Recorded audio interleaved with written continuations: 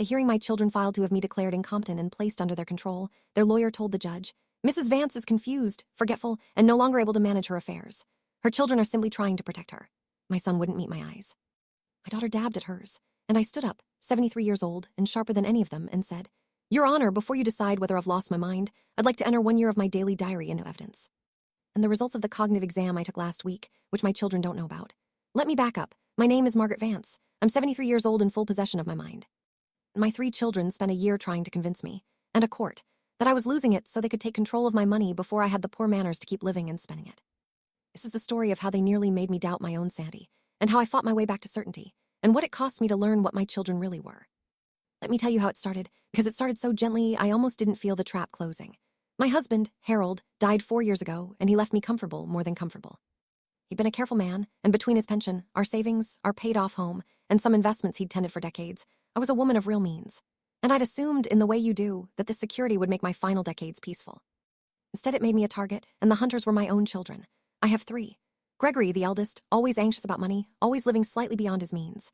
Deanne, the middle, who'd married comfortably but wanted more and felt, I think, that she deserved it. And Paul, the youngest, sweet but weak, who would go along with whatever his older siblings decided.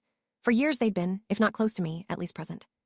After Harold died, they became more present, and I was grateful at first for the attention, not understanding that they weren't drawing closer to me. They were drawing closer to the money. Here is how the campaign began, and I lay it out precisely because it was designed to be invisible, and I want anyone who might face it to recognize the shape. It started with concern, loving, gentle concern about my memory. Gregory would call, and if I couldn't immediately recall some small detail, he'd say, with worry in his voice, "Mom, you're forgetting things. I'm worried about you." Deanne would visit and rearrange something in my kitchen, then later ask me where it was, and when I couldn't find it, because she'd moved it, she'd exchange a look with her brother. They began subtly to construct a version of me that was slipping, and they did it partly to a court and partly, insidiously, to me. Because that's the thing about a campaign like this. It isn't only aimed at the judge, it's aimed at the victim. If they could make me believe I was losing my mind, I'd be easier to manage, more likely to sign things, more likely to hand over control for my own good. They gaslit me, that's the modern word, and it's the right one, with a patience and coordination that I still find chilling from my own children. They would tell me conversations had happened that hadn't. "Mom, we talked about this last week, don't you remember?" About things we'd never discussed. They'd insist I'd forgotten appointments I'd never been told about. They'd express alarm at ordinary lapses, a misplaced word, a forgotten name, the small ordinary forgettings of any 73-year-old or any 30-year-old, and treat each one as evidence of decline. And they did it constantly, in a coordinated way, so that the drumbeat was always there. "You're slipping, Mom. You're forgetting. You're not what you were. You can't trust your own mind." And it worked for a while. I want to be honest about that, because it's the most frightening part. There was a period, several months in, when I genuinely began to doubt myself. When I'd forget something small and feel a spike of terror. Is this it? Is this the beginning? Are they right? And I'd second-guess my own memories, because 3 people I'd raised were so certain I couldn't trust them. They very nearly succeeded in making me a stranger to my own mind. And a woman who doesn't trust her own mind is a woman who can be led anywhere. The purpose, of course, was the money.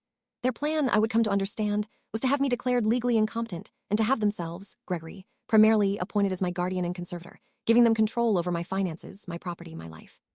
I wanted to manage my estate while I was still alive to watch, to spend my money on themselves under the legal cover of protecting me, and to ensure that nothing was wasted on, God forbid, my own long, comfortable life or any change I might make to my will. Here is the turn, and it turned because of something they didn't know about me. I had been, my whole life, a diarist. Every single day for 50 years, I had written in a journal, not deep confessions, just the daily record of a life. What I did, who I spoke to, what I thought, what happened. It was a habit as automatic as brushing my teeth. My children, focused on constructing my decline, had entirely forgotten or never known that their mother documented her own days, in her own hand, every single day, in detail. And somewhere in the fog of doubt they created, in one of my clearer and angrier moments, I thought, I can check. I don't have to wonder whether I'm losing my mind. I have a written record of it. So I went back through my diaries, the recent months, the period they claimed I was declining, and I read my own days in my own words, and they were sharp, detailed, coherent, full of correct dates and clear thoughts and accurate accounts of conversations. A record of my mind, written daily by my own hand, showed a woman who was entirely herself. And more than that, because I was a careful diarist, my journals recorded the very conversations my children claimed I'd forgotten. I could see, in my own contemporaneous writing, that the discussion Gregory swore we'd had last week had never happened, because I'd have written it down and I hadn't. I could see that the appointments I'd forgotten had never been made. My diary didn't just prove my competence. It proved their lies. Every manufactured memory, every fictional conversation, every invented lapse, my daily record contradicted all of it, in real time, in my own hand. I had, without knowing it, been building the perfect defense for 50 years. Once I understood what was happening, really understood it, with my certainty restored by my own words, the fear burned off and left something harder. My own children were trying to steal my mind from me to steal my money. And I was not going to let them, and I was not going to be gentle about it. Here is what I did, quietly, while letting them believe their campaign was working. First, I did the single most important thing. I went, on my own, without telling any of them, to a doctor, my longtime physician, and then a specialist, and I requested a full, formal cognitive evaluation. A complete workup, documented, dated.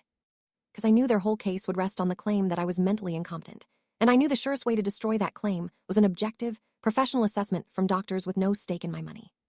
And the results, which I held close and told no one about, were exactly what I knew they'd be. Cognitively intact, sharp, entirely competent to manage my own affairs. In writing, on letterhead, from a specialist. Second, I organized my diaries, the relevant volumes, the daily record that both proved my competence and contradicted my children's manufactured memories. Third, I went to a lawyer of my own, not the family lawyer my children knew, a new one. An elder law attorney named Priya Shah, who specialized in exactly this. Guardianship abuse, which is far more common than people know, and which is precisely what my children were attempting. And I told Priya everything, and I showed her the diaries and the evaluation, and Priya said something I'll never forget. She said, "Mrs. Vance, adult children trying to seize a competent parent's assets through a false incompetence claim is one of the uglier things I see, and it's more common every year. But I have to tell you, most of my clients come to me already halfway declared incompetent, with nothing to fight it. You have a professional evaluation proving you're sharp, and 50 years of contemporaneous daily records disproving every specific lie. I have never had a client this well defended. Your children have no idea what they've walked into. Fourth, I let them file. That was the hard part, letting my own children take me to court, letting them stand up and tell a judge their mother had lost her mind, without tipping them off that I was ready. But Priya advised it, and she was right.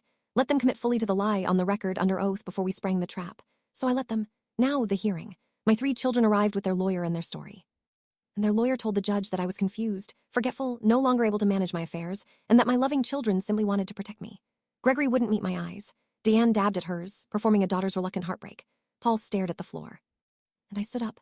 Your Honor, I said, before you decide whether I've lost my mind, I'd like to enter 2 things into evidence. First, 1 year of my daily diary. I've kept one every day for 50 years, which my children apparently forgot I write. It records my days in detail in my own hand, and it shows a coherent, sharp, entirely competent mind. It also records the conversations my children claim I've forgotten, including several that, according to my contemporaneous journal, never happened at all. Second, the results of a full cognitive evaluation I underwent last week, on my own initiative, with a specialist my children didn't know I was seeing. I'd invite the court to read the conclusion. The conclusion, of course, found me fully competent. My children, I continued, have spent a year telling me I was losing my mind. They told me conversations happened that didn't. They told me I forgot things I was never told. They rearranged my home and then asked me where things were. They did this to make me doubt myself and to build a case that I'm incompetent so they could take control of my money while I'm still very much alive to spend it. I nearly believed them, Your Honor. For a few terrible months, my own children almost convinced me I couldn't trust my own mind. But I write everything down. I always have. And my own words, written every single day, tell a different story than the one my children are telling you. I am not confused. I am not declining.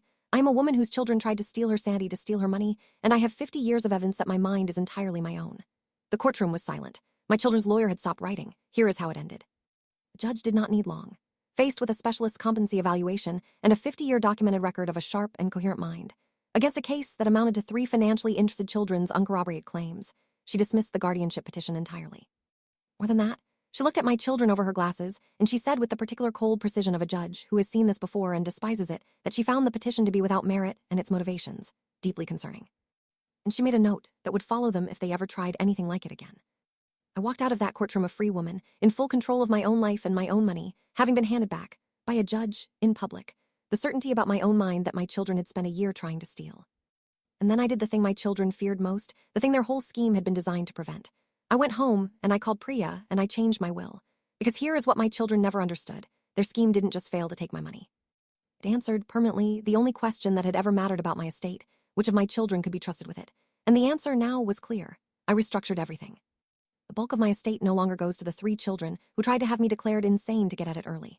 It goes to my grandchildren in trust protected, and to causes I believe in. To the one family member who never once treated me as a problem to be managed, my sister and her children, who called me during that whole year simply because they loved me with no interest in my accounts. My children got exactly what they were entitled to after what they did, the knowledge that they'd shown me who they were, and that I'd been paying attention, and that I write everything down. We are not close now, my children and I, how could we be? He took me to court to declare me insane. Gregory has tried to reconcile, in the way of a man who realizes he's been written out of a will, and I receive his calls with politeness and no warmth. Deanne maintains she was only trying to help, a lie she'll tell until she dies. Paul, the weak one, actually apologized, genuinely, and of the three, he's the only one I can bear to see, because he at least had the decency to be ashamed. I'm 73, and I intend to live a long time and spend my money on my own long life, exactly as my children feared. I take myself to lunch. I travel. I write in my diary every single day, the way I have for 50 years, the habit that saved my mind when my own children tried to convince me I'd lost it. They spent a year telling me I couldn't trust my own memory. I forgot that I'd spent 50 years writing it down. And when they stood up in court and told a judge their mother had lost her mind, I answered them with my own hand, my own words, my own daily record of a life lived clearly, and proved, beyond any doubt, that the only thing I'd lost was 3 children who were never really mine to begin with. They belonged to the money. I just didn't know it until they came to take it, and I opened my diary and found myself exactly where I'd always been, sharp and certain and entirely my own.